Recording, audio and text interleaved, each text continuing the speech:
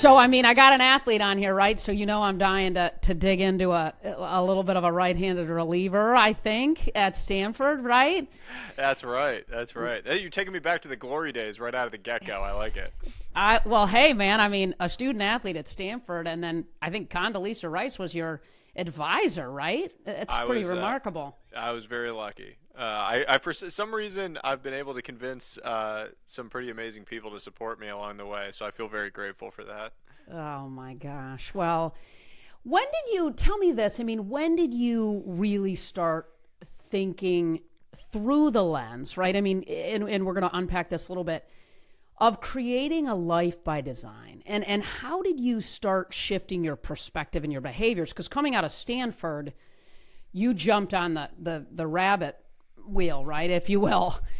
When did you sort of get to that place to where you are now and make that shift? Yeah, you correctly characterized it. Look, I would say I spent the first 30 years of my life marching down a very traditional, very well trodden path of the quote unquote successful life. The life that I feel like is just sort of handed to you by default, as I say. Um, Making a lot of decisions grounded in the desire for external affirmation, trying to mask a sort of insecurity that I had within me that I had yet to confront, that I had yet to develop a self awareness around or an ability to confront. And what happens when you have an internal problem like that is that you look for external solutions, right? Like you don't Mm-hmm. feel good. And so you hope that some amount of external praise or affirmations or achievements or whatever the thing is going to make you feel better internally. And what you learn in time is that, maybe some people never learn it, is that you cannot find an external solution to an internal problem. It doesn't Amen. exist. You, Totally. you have to find it internally. And unfortunately for me, but fortunately, I suppose, in the context of how things worked out, it took a series of unfortunate events to sort of lead me to this realization that I was defining my entire life on someone else's terms, that I was living my entire life on the basis of this definition of success that was handed to me that wasn't my own, that I had not Mm-hmm. actually crafted. And what I've come to believe and what I feel so strongly about is just the idea that unless you create your own definition of success, you will never feel successful.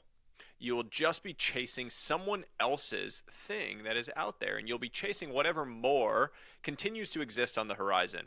And as soon as you get close to it, it's like a mirage, right? You get close, Mm-hmm. and then all it Mm-hmm. sort of just dissipates into the mist. And we've all felt that before. We sort of know what that feels like, which is this idea of the arrival fallacy of we think that we're going to feel great when we achieve X. We Yep. get X, and Yep. it feels good for a second, and then you immediately think like, oh, I wish I had Y, or I wish I had that next thing, whatever it is. Mm-hmm. And Mm-hmm. I did that. Like every single year I convinced myself that my happiness, my fulfillment, the internal peace that I was seeking was on the other side of whatever bonus, promotion, fancy thing, material purchase, whatever that next thing was that I had been convinced by society was what's going to lead to my happiness, right? Money is going to lead to that end. And I was well Mm-hmm. past the point of the actual positive returns on money, right? Like in the early days, money directly buys happiness because you can afford things, you reduce fundamental burdens and stresses. It's very positive. But then as we know, scientifically, it starts to tail off. And I continued to chase it thinking that it was going to be where I found that, idyllic land. And I had one conversation that completely changed my life. At the time, this is May of 2021. I I would say for about the prior 2 years, I had started to see a slow, gradual decline in a lot of areas of my life. The money bell kept ringing, and on the surface, you would have said I was successful, winning the game. But internally, Mm-hmm. a lot of things Mm-hmm. were starting to break down. I was drinking 7 nights a week, was starting to be very unhealthy physically. Mental health was in a bad, bad place. I was not able to be present with the people that I loved. My relationship with my parents was suffering. I didn't see them ever. They lived 3,000 miles away. With my sister, and most importantly, with my wife, was tough. We were at the time struggling to conceive. It was a burden that she was carrying that I was not present Mm-hmm. enough to shoulder a piece of that with her. And that all came to a head in May of 2021. I went out for a drink with an old friend, and he asked how I was doing. And I said it had started to get difficult being as far away from my parents as I was, so close to them growing up. And he asked how old they were. And I said, they're in their mid-60s. And he said, how often do you see them? I said, once a year. And he looked at me and just said, okay, so you're going to see your parents 15 more times before they die. And I remember feeling like I had just gotten punched in the gut. I mean, the idea that the amount of time you have left with the people you care about most in the world is so finite, but not just finite, so countable that you can put it onto a few hands. Shook me to my core. And in that moment, I realized that if I didn't change course, I was going to wake up one day and wonder what the hell just happened with my life. That I was measuring my entire life on the basis of someone else's scoreboard. And the next morning, I told my wife that I thought we needed to make a change.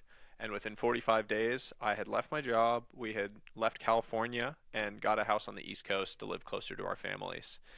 And the most beautiful thing in all of it, the start of that entire journey to redefine what success, what wealth looked like to us, was that within 2 weeks of making that change and getting home, my wife got pregnant.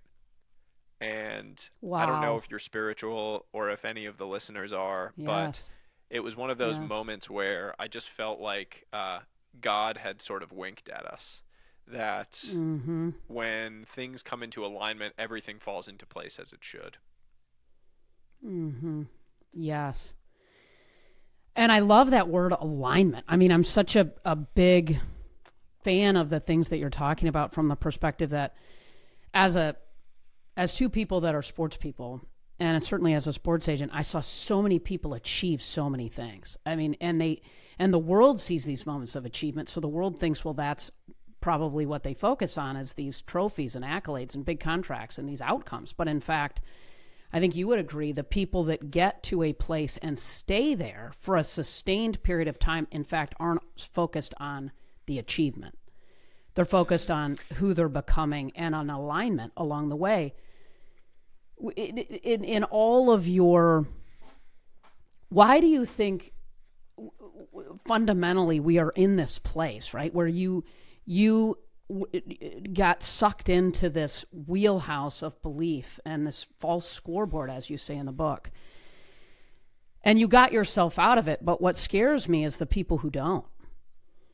And what do you think it was fundamentally that helped you get out? How did you see it and make the shift that so many people, I think, feel like they can't make when they in fact could? But it's so hard. And you didn't really hit rock bottom per se, like some might kind of consider you have to do to make a change like you did. What was it for you? And how? I'm just curious. You're a sports person, and I assume a lot of the listeners are. The scoreboard is broken. Fundamentally, that's what it comes down to.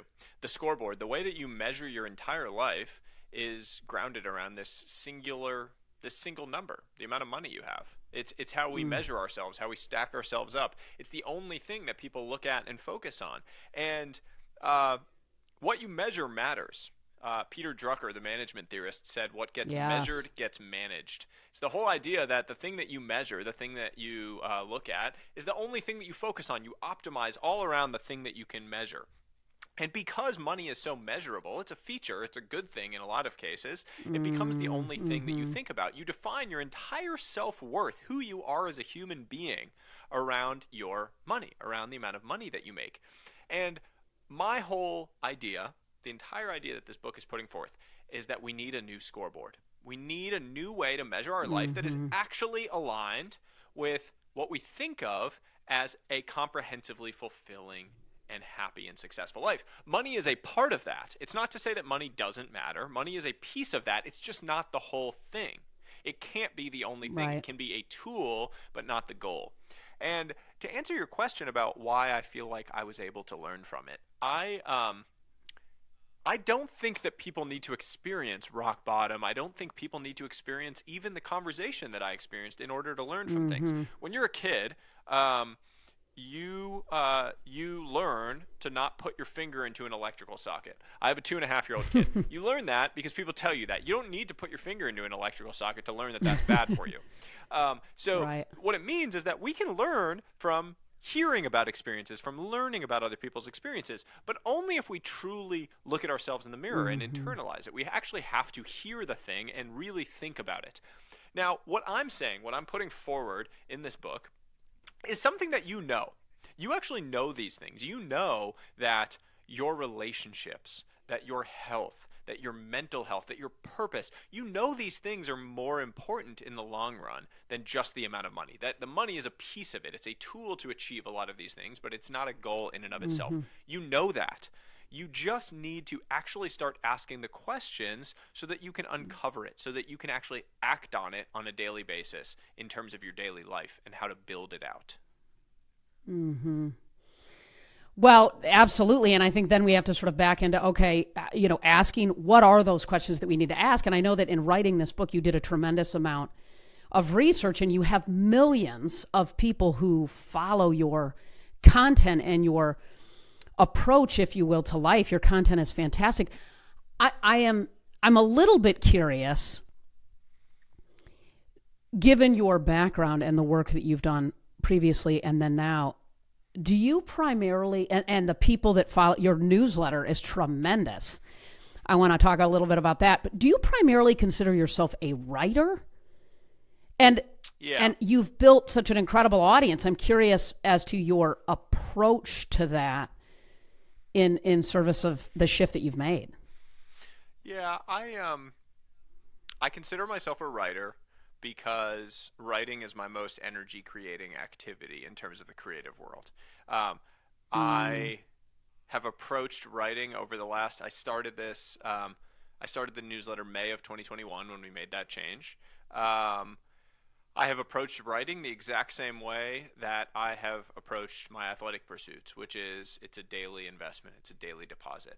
I have probably written over 500,000 words across the last 3.5 years or so. That has just been a daily deposit. There was no astronomical effort in there. It was just every single day. I've written 2 newsletters a week, every single week, without taking a single break over the last 3.5 years. And you learn a lot about yourself by writing. It's why I believe so strongly in the power of writing, because you cannot think clearly unless you're writing clearly. You cannot write clearly unless you're thinking clearly.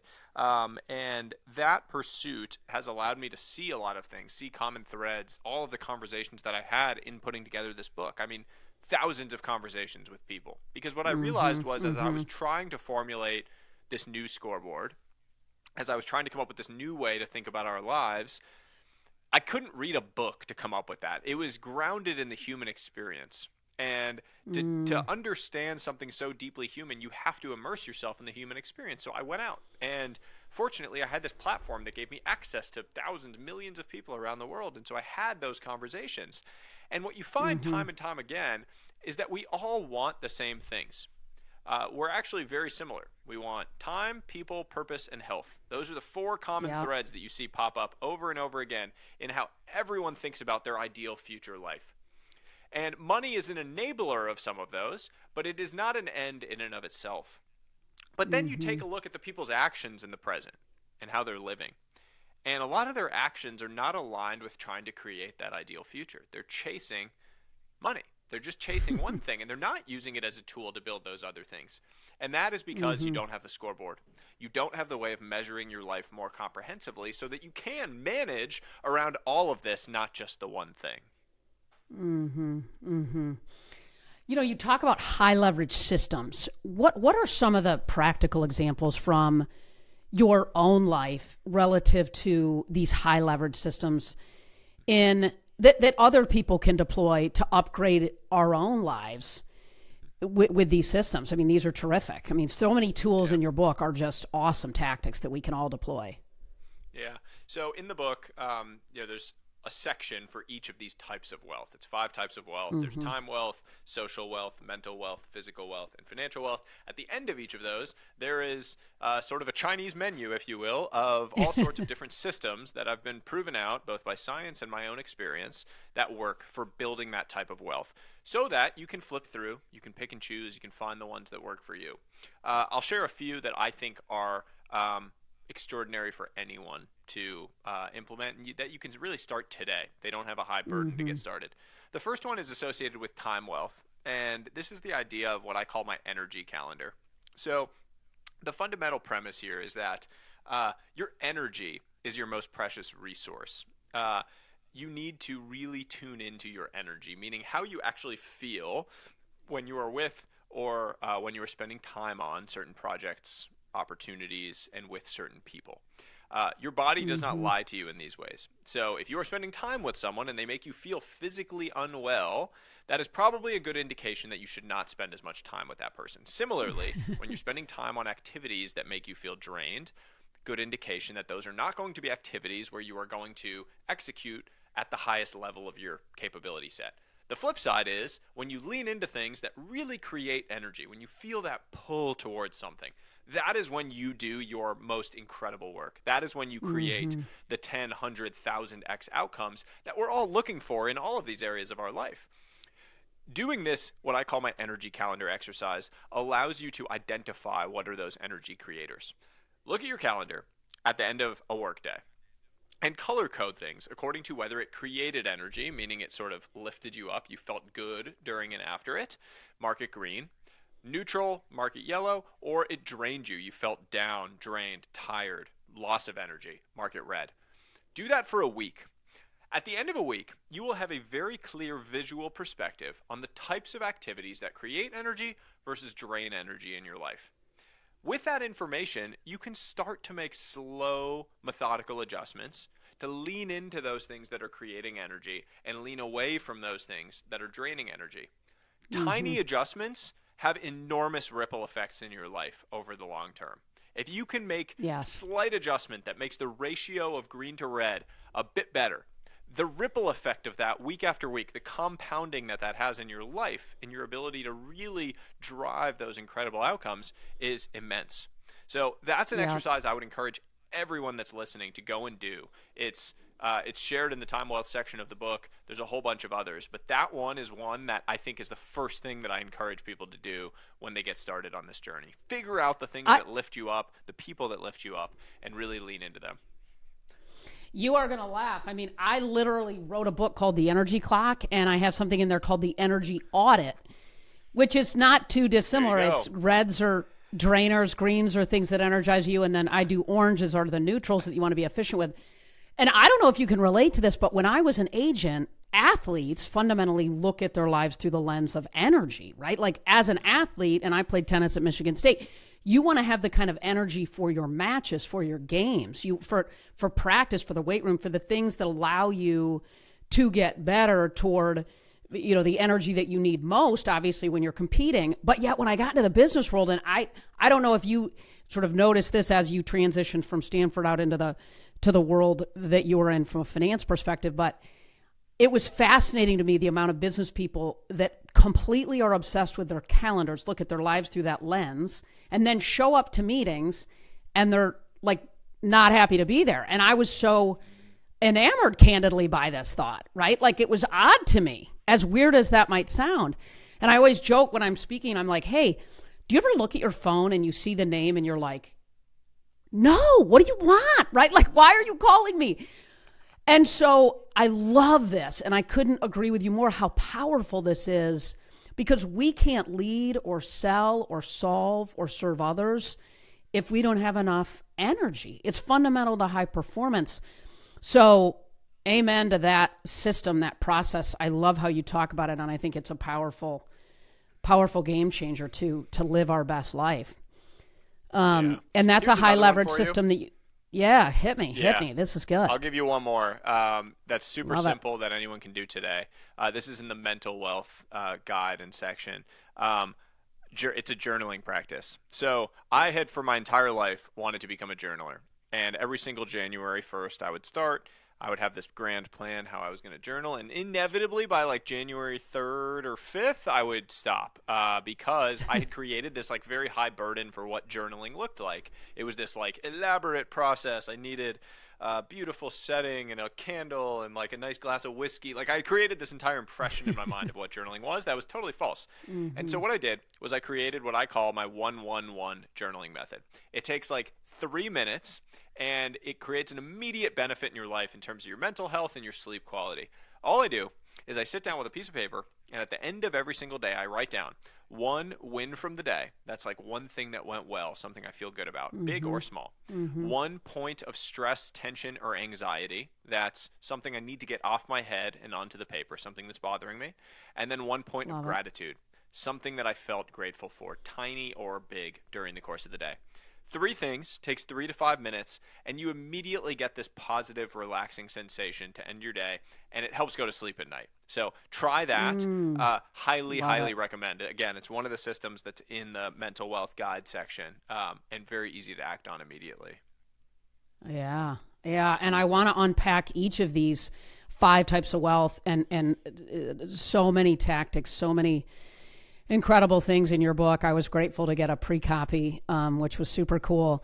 I want to, you spoke to, when we think about questions and we think about going to the human being to sort of unpack so many of the important things that you unpack in the book. You talk about how you spoke to 80 and 90-year-olds about what they'd advise their younger selves. What were some of the biggest lessons from these conversations that stood out to you as so timeless, as truly timeless? Yeah, that was one of the most beautiful exercises, because I'm very lucky in that I actually have a number of very, very old and very, very wise people in my life. Both in my sort of like direct circle of like my grandmother, who was alive at the time when I did that. Unfortunately, she's since passed. And then friend circle, and then friend of friend circle, who were willing to talk to me, willing to spend time. I think there was a couple of things. Number one, a notable omission across all of the conversations that I have. It was the, combined wisdom of 1,000+ years of life. No one talked about money. The only mention of money was the idea that you should never let money take your peace of mind. Like that nothing is worth that price to allow your peace of mind to be taken. And I think about that a lot in my day-to-day life, because we so often talk about not leaving money on the table, right? Like we make all these decisions. We're like, well, I want to take this job because I don't want to leave money on the table. I don't want to leave this on the table. But we don't hesitate for a second about leaving our peace of mind on the table, about leaving our mental health on the table, about leaving our physical health on the table, about leaving our relationships on the table. We are willing to leave all these other things on the table, but we bemoan leaving money on the table. And how off we've gotten by thinking about it that way. It's so important. It's why I think this idea of making decisions grounded in this overarching view of the 5 types of wealth allows you to make better decisions, because then rather than just making a decision on the number in the bank account that someone's willing to pay you for this job, you can think about it more broadly. Like say you offer me a job and you're going to pay me $10 million a year. On the old scoreboard, I would say like, hell yeah, great. Sounds like an awesome deal. I'll go take that. But now you tell me that I have to move to Omaha, Nebraska, where I have no friends, and I have to work 90 to 100 hours a week, and I have to travel 300 nights out of the year, working on things I hate. Okay. Well, now I can think about it across all of the dimensions of the 5 types of wealth, right? Like financial wealth is still great. You're paying me $10 million, but my time is going to be drained from these hours and from all the travel. My social wealth, I have no friends there. I won't be able to spend time with my family because I'm traveling so much. Mental wealth, I'm going to be working on things I hate, so that's going to take a big hit. And then my physical wealth, I'm not going to have time to work out or do anything. I'm going to be physically drained from all of these things and stressed. And so suddenly a decision that felt like an obvious one on the old scoreboard feels like an obvious one, but in the other direction on the new scoreboard. So it allows you to actually consider in real time these decisions that you're making from a more holistic view of your entire life, rather than this narrow view that we've been told matters. Love. That is such a powerful way to obviously shift a mindset around an opportunity like that. And I'm curious, when we think about time wealth, as you just unpacked, and I want to dig into each of these. They're all so good. You'd also talk about the concept of a time billionaire. Can you break that down a little bit? I love the way you talk about this. And how listeners can begin to sort of reclaim this meaningful time in their lives, which is so important, of course. So the time billionaire I first heard proposed from an investor named Graham Duncan, who shared with me that he was interviewing hundreds of young people for jobs at his firm. And what he noticed was that they all want to be billionaires. They all want to make $1 billion.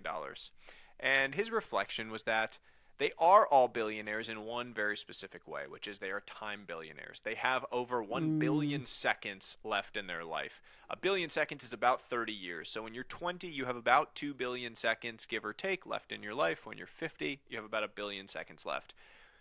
It is the recognition that your time is your most precious asset. It is the thing that you never think about until the very end, when it becomes the only thing that you think about. And you beg, you do anything to have more of it. And none of us are actually relating to ourselves in that way. And that's the important thing. When you are young, recognizing that fact that your time is so valuable and so precious is the important mindset shift. The question that I always ask people is, would you trade lives with Warren Buffett? I share this thought experiment in the book. Would you trade lives with Warren Buffett? He's worth $130 billion. He has access to anyone in the world. He flies around on private jets. He reads and learns for a living all day long. But you wouldn't trade lives with him simply because he is 95 years old. There's no way you would trade the amount of time that you have for the amount of time that he has for all the money. And on the flip side, he would probably trade all $130 billion he has to be a 25-year-old again. And so you recognize in the moment that your time has billions and billions of dollars worth of value. And yet you take actions in the present that disregard that value. You sort of spit on it. You don't appreciate it until it's too late. You don't spend time on the things that really matter to you or the people that really matter to you. You don't let them know in the present until it's too late, until it's too far gone. You do what I do, which is you chase the money all the way until you realize that your parents are gone and you didn't take the time to be there. Or you chase the money all day long until your kid has grown up and they don't want you to tuck them into bed anymore. They're too old for that. They've moved on. Or they don't have recitals for you to go to and you missed all of them. You miss all these moments in your chase for whatever more it is along the way. Yeah. How can listeners reclaim it? I mean, when we think about the time, the importance of this incredible resource that we have, and this lack of intentionality, unfortunately, that I think people get sucked into the wrong scoreboard. And so they're laddering up a chase against something that is not paying attention to this commodity that is, as you said, and I love that sort of trade with Warren Buffett. It's such an interesting way to get your head inside of that really quickly. What are 2 to 3 things you would tell people to sort of do right now to help them get more intentional?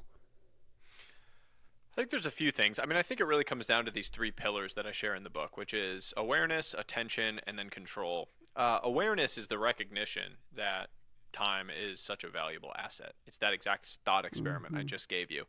Go through the thought experiment of what I did. I share this in the book, the actual math that you can do to think about the number of times you have left with the people you care about most, because it's fewer than you think. I mean, the number of times that you'll see your best friends again for those trips, or that you'll go on a walk again with your sibling, or that you'll tuck your kid into bed again at night. All of those things, those moments that are so precious, we need to recognize in the present. That awareness is the thing that sparks you to take action, because it's so clear, it's so visceral. The next piece is attention, which is to say that attention, how you actually focus and concentrate your attention into the moments and opportunities that matter, is how you unlock control. So a normal person deploys all of their time evenly across all of the different opportunities in front of them. They deploy attention evenly. And what that does is it keeps you busy. You're spending time on every single thing. You say yes to every single thing that comes your way, and you constantly feel like you're on that hamster wheel. You're just running faster and faster, but you're never going anywhere. You become sort of a rocking horse, moving a whole lot, but never making progress. The best people, the most successful, deploy all of their attention into a couple of key opportunities or moments, into the ones that really matter, that have the potential to create those incredible outcomes. Think of like Lionel Messi playing soccer. He walks around the field the entire game, and then when he sprints, it's in the exact right moment at the exact right angle to get the pass and to score the goal. That's how we all need to operate. We need to deploy our attention into the things that really matter, the opportunities, the projects, whatever those are. It takes time and it takes experience to figure out what those are. But as you develop, you need to focus on that, identifying what are those moments, and say no to the other things. Get better at saying no so that you can focus your attention into them. That is ultimately what unlocks control, which is what we're all seeking, a control over our time and an ability to dictate where we deploy our energy and when we say no to things, so that we have the freedom to spend time on the things that we care about and with the people that we care about, and turn down the things that we don't. Yeah. No is such a great thing. And I don't know, you probably know Greg McCowan's work, right? Essentialism and effortless, I'm sure. And I love this, right? I got his new planner, which I dig. And then he has this just say no and sort of literally making a list of all the things you're going to say no to, which is such an awesome thing.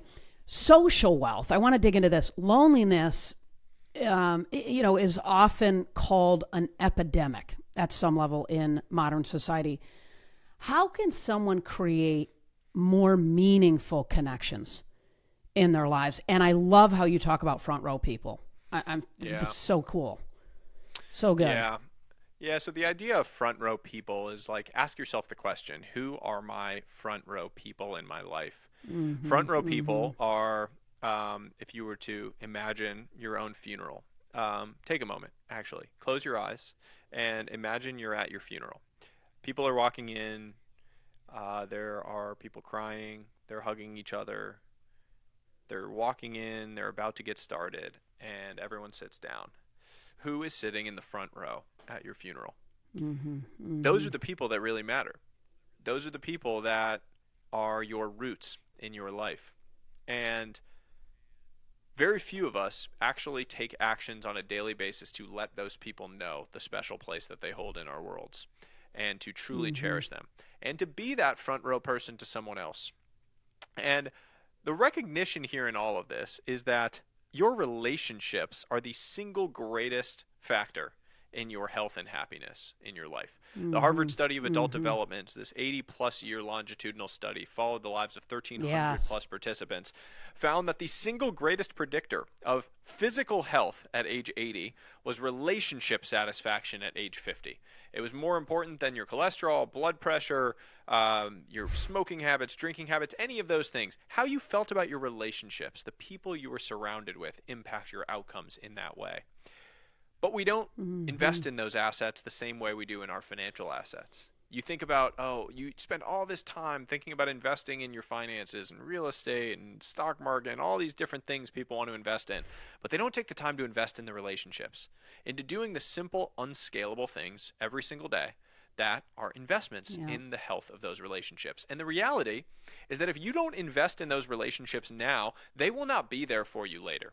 This is not an infinite time horizon. You can't say later. The whole word, it's my least favorite word in the entire English dictionary, because everyone says, they say, later. I'll spend time with my kids later. I will focus more on my marriage later. I'll spend time with my friends later. I'll focus on my health later. The reality is that later is just another word for never, because those things will not exist in the same way later.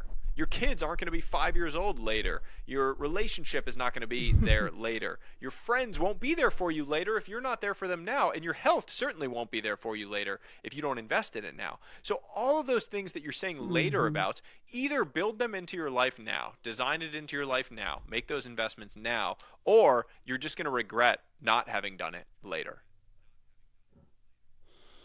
And getting clear on that in advance of the moments is critical, isn't it? Right? Like when you think about knowing, because these things come at us in life. You're at the office, everybody's going to grab a drink with a really important client. Your daughter has a basketball game. If you've gotten really clear that you're going to be the parent in the front row, to use your metaphor, at your child's game, then no in that moment is really, really easy because you've created the clarity in advance. What advice do you have for people to get clear in advance around whether it's any of the 5 kinds of wealth that you unpack, so that they can say no with a level of confidence and clarity versus let it unravel and evolve, which I think is what happens so often. But if you're clear on the front end, no, so easy. Yeah, I think the way you articulated it is great, which is to say, unless you know what your yes is, you're going to have a really hard time saying no. As soon as you get clear on your yes, what are you saying yes to? What is the absolute yes in your life? Then I have a clear frame of reference, because anytime a new opportunity comes, you can ask the question, what am I saying no to by saying yes to this new thing? And what you're saying no to is your main thing. Like whenever I get a new opportunity, Right. I'm able to say, what am I saying no to by saying yes to this? And the no is always time with my son and wife. And so it's clear. Yeah. There's a very high bar for me taking on a new thing, because I know that me saying yes to this thing that's going to require travel, that's going to require more work, that's going to require more hours, is me taking time away from him, taking energy away from him. And sometimes that still makes sense because it furthers our mission as a family, our purpose, all of these things that we're doing. But a lot of times it doesn't. And so I'm able to make that clear-eyed.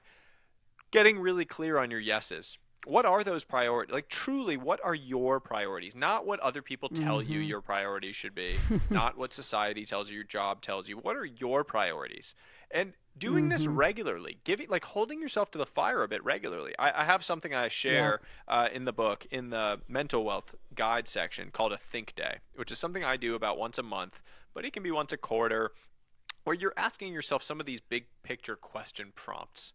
And I share the question prompts in there. And one of them is, what would a third party who observed me for a week say that my priorities are? Meaning, I can tell you all these priorities that I have for my life. But if someone else came and watched me for a week, what would they say my priorities are?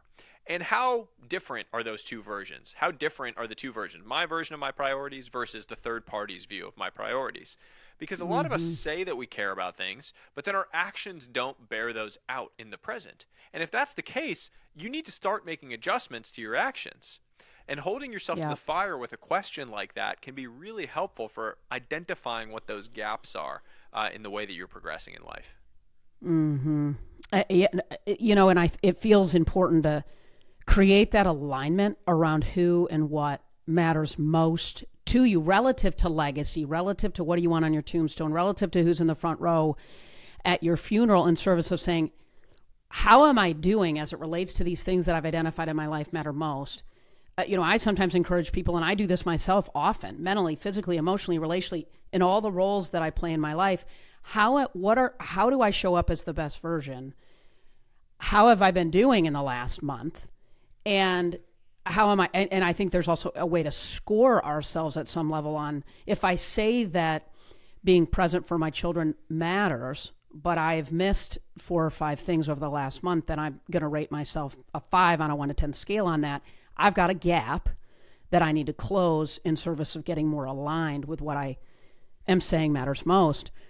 But what's cool about what you're saying too is that we're not talking about this is not overly complicated stuff, right? I mean, you are a highly educated, incredibly bright guy. However, I would say these are things that if we take time and get really intentional, we can make these shifts pretty quickly. I mean, look at the shift you made in 45 days. It's incredible. It's unbelievable. Yeah. Mental wealth. I want to. Oh, go ahead. Yeah, I think that that is really the power in this, which is you have these answers within you. You just haven't asked the right questions yet. And I say that several times in the book, and I believe it so strongly that these are things you know, and you have these answers. You just haven't acted on them yet. You haven't asked the right questions to expose those actions in your life. And so that is a lot of what the book forces you to do, is to just sit with those questions. Hear the stories that allow those questions to stick so that you can sit with them, so you can have the discussions both internally and with the people around you, so that you can start acting on them, starting taking the tiny little actions that can completely change your life. Totally. I love it. Speaking of questions, you've called curiosity the real foundation of youth. Why do you think, this cultivation of curiosity is so essential to our mental wealth? Because you talk about it sort of inside of that category of the 5 kinds of wealth. Yeah,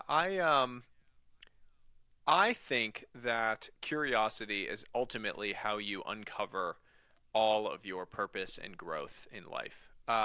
There's this beautiful quote by the ancient poet Rumi, where he said, "As you start to walk on the way appears." As you start to walk on Mm-hmm. the way appears. And the point is that the answer is found in the action. You cannot sit where you Mm-hmm. are and find all the answers you want for your life. The answers you seek Mm. are hidden in the actions you avoid. And curiosity is that action. It's you're allowing yourself to actually pursue, to actually move, to actually create the action that is going to uncover all of those things. It uncovers your purpose. It uncovers the growth that you're looking for. And Mm. that is why I think it's so powerful, because it is a totally free intervention and tool that Mm-hmm.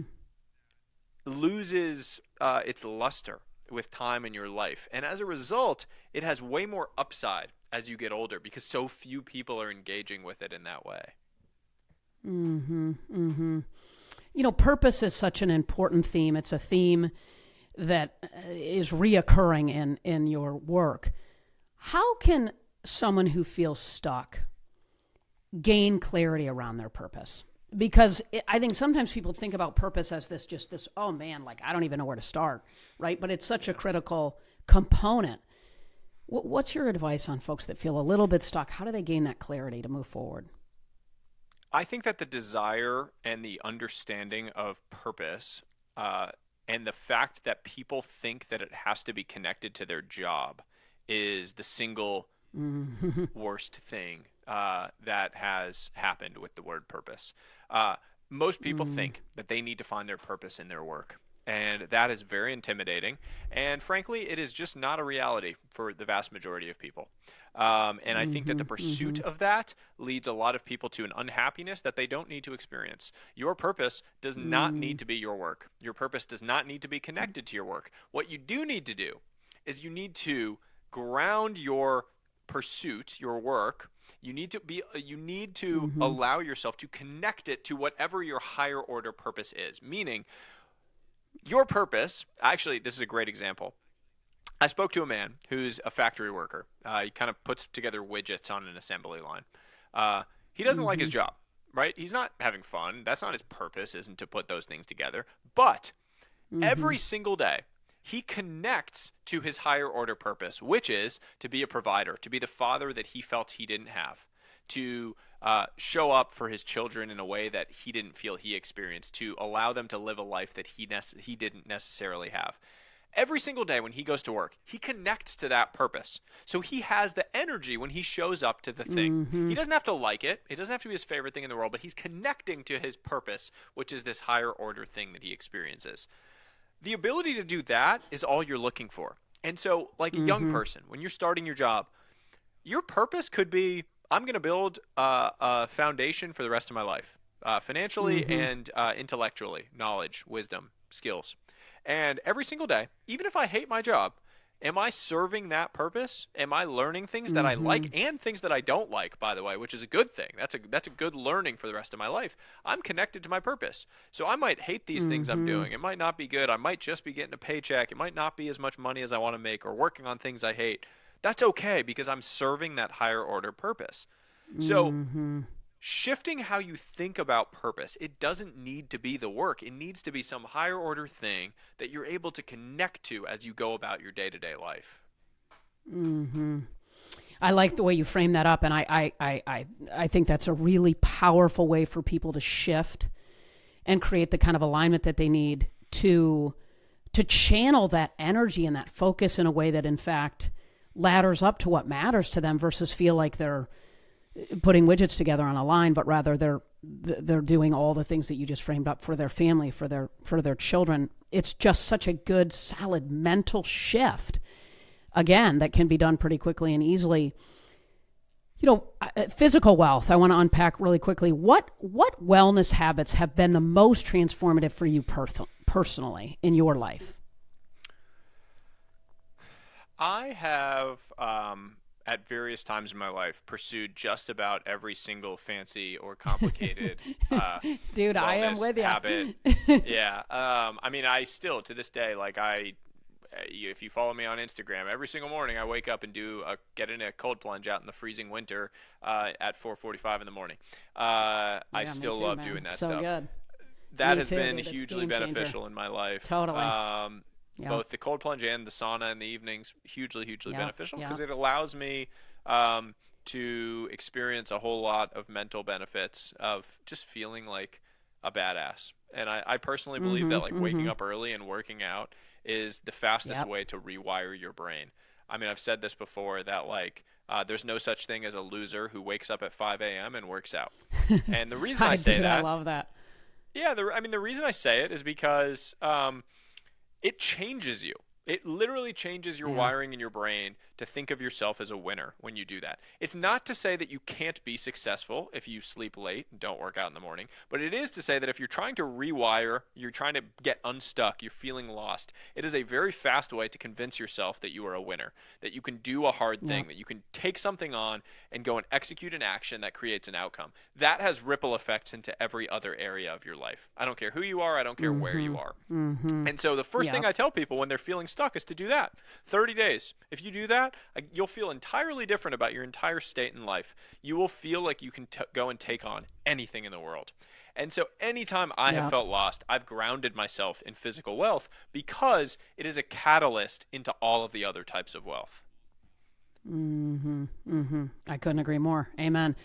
Morning cold plunge, evening red light sun. I would imagine. What else in between? Anything good you got else for me? I'm doing those two, man. What else? I mean, I love this stuff. What else? I mean, from a training standpoint, I've been doing the like running and lifting thing for the last 2 years. So trying to balance.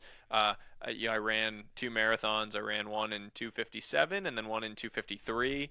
And trying to balance that against actually never looking like a runner, like being strong still and feeling strong, has been a really challenging pursuit. So I'm big on like, some of the basics around my my nutrition. I make sure that I'm getting at least 225 grams of protein a day. I find that from a body composition standpoint, making sure I'm eating at that level of protein, you're not hungry enough to snack on junk. People say like, well, it doesn't, I get that much protein. What if I just eat a bunch of ice cream? You just won't be hungry enough because protein is very satiating. And so making sure you're getting a lot of protein is really good for most people. And it's very hard to overeat protein. People say like, well, too much is bad. I defy you. I think the vast majority of people that say that, it's like, you're not going to eat too much. It's too filling. Very, very hard to do. And I've tried. And then from a recovery standpoint, I do my cold plunge, I do my sauna at night. And then I really just focus on sleep. I just really try to make sure I'm getting 7 hours a night. 8 in an ideal world, but during the weeks, maybe 7. I wake up early. So, I go to bed, by 8:30 if I can to wake up at 4. And the simple basics like cold, dark room, white noise machine, that gets the job done for me. Yeah, that's good stuff. I'm impressed with the marathon thing. I remember I had a couple with some of my baseball players. They could barely, round the bases, man. So a marathon is, you'd ask a guy to go run a mile and they're like, dude, what are you for what? We don't ever have to run a mile. Why would I do that? So I'm impressed as a ball player and as a pitcher, by the way, man. Have you seen any of the videos of like elite sprinters trying to run a mile? So like there was a video this past weekend that came out of a bunch of these like gold medal, like Gabby Thomas, like won a few gold medals in the Olympics running a mile, and like seeing how tired an elite sprinter is after running a mile. Like, you wouldn't think about it, but it's like a fast twitch athlete turning into a slow twitch activity. It's really, really challenging. Yeah, no, for sure. So financial wealth, right? I mean, you introduced this concept of the enough life. How can someone define what enough looks like for them, and what are the risks of not doing it? And I love the way you talk about return on hustle, right? What does that mean? I mean, if you can just sort of speak to that, it's just interesting. I love this enough concept. It's powerful. Yeah. So this whole idea of the enough life is like understanding very clearly what your definition of that word means. What does enough actually look like to you? Because in the absence of an understanding of what enough looks like, you simply default to this chase for more. And the story that I tell, which is a true story from my life of me discovering this, was shortly after my son was born. I had gone through this change in my life, starting to redefine what it looked like to me. My son was born. I had this sensation of like, this is the meaning of life. This is my purpose. And I was out on a walk with him. He was a couple weeks old, and early in the morning, and this old man came up to me on the sidewalk, and he said, I remember standing here with my newborn daughter. She's 45 years old now. It goes by fast. Cherish it. And I brought him back home, my son, and I brought him into bed, and my wife was still asleep, and the sun was coming in through the window, and my son had this, perfect little smile on his face. And I remember having this sensation for the first time in my life. I had arrived, but there was nothing more that I wanted. That moment was enough. If that was the only thing that I ever had in my life, that was enough, always. And that feeling, that idea, and the message that I said is never let the quest for more distract you from the beauty of enough. There is so much beauty in this idea of enough, but you have to clearly define what it looks like to you. That doesn't mean that you're going to stop all ambition. That doesn't mean that you're going to stop chasing things. But those things that you chase need to be grounded in your purpose. Those things that you chase need to be grounded in your relationships. They need to be grounded in something other than money. It can't be the chase for money. It has to be that you're you're standing in your purpose if you're going to continue pushing. That approach, and clearly rationally defining what that looks like, has enormous benefits for life. And the return on hustle that you talk about, what does that mean? It's actually return on hassle. Return on hassle. Yeah. It's actually the same idea, though. Return on hustle would be the exact same thing. Basically, it's the idea that we often think of return on investment, meaning like the amount of money that you put in and the amount of money that you can make. Return on hassle is the idea that we don't take into account all of the headaches when we think about the investment we make. So you're told, you should invest in real estate. For whatever reason, once you make a few $1,000,000, everyone starts telling you should invest in real estate. You should get a multifamily property and get passive income, and everyone starts telling you that for some reason. Well, it turns out that maybe that is good as a return on investment. I might be able to put in $1,000,000 and make a good return on that. But there's a lot of hassle associated with owning real estate. Now, if the hot water heater goes out at the property I own, who gets a call on a Sunday night? Me. If my tenants aren't paying, who gets a call? Me. All of these things are hassle that we need to include in our investment in the property. And so suddenly the thing that looked good in terms of the return on investment might look really bad in terms of the return on hassle. And so it's recognizing that all investments need to be evaluated on that basis if you're actually going to dive into them. Yeah, that's good stuff. You spend your life inspiring others, which is such a noble pursuit, no question. What is the one question that you're constantly asking yourself as you continue your own journey? This is my favorite question. If you were the main character in a movie of your life, what would the audience be screaming at you to do right now? We have all felt this watching a TV show or a movie where the main character is doing something and you want to just jump through the screen and tell them, don't go down that tunnel, chase the girl to the airport, whatever the thing is. You are that main character in your life, and the audience would be screaming at you to do something right now. What is it? Sit with the question, really think about that, and you'll find incredible growth on the other side. It's one of the questions that I share in the Think Day prompts in the book, and there's 5 or 10 others in there that I just think are so powerful for leading to change in your actions. Yeah, that's awesome. So we end with rapid fire. I'm going to hit you with a couple quick ones. You got it? What was your fastball sitting at? I'm going to just get a little sense for how good you're going to be at this, man. 88 to 91 at my peak. Got it. Okay. 88 to 91 as a righty. Yeah. You were right-handed. I was right-handed. Yeah, right? that was back Yeah. before people all threw 100 miles an hour. That's what I was going to say, right? I know. So, what book has made the greatest impact on your life? When breath becomes air. In the last year, what's a new habit that has most improved your life? Sauna every night before bed. What's one of the best or most worthwhile investments you've ever made? Time with my wife and son. Love it. So the show's called Game Changers. So who is a game changer who inspires you and why?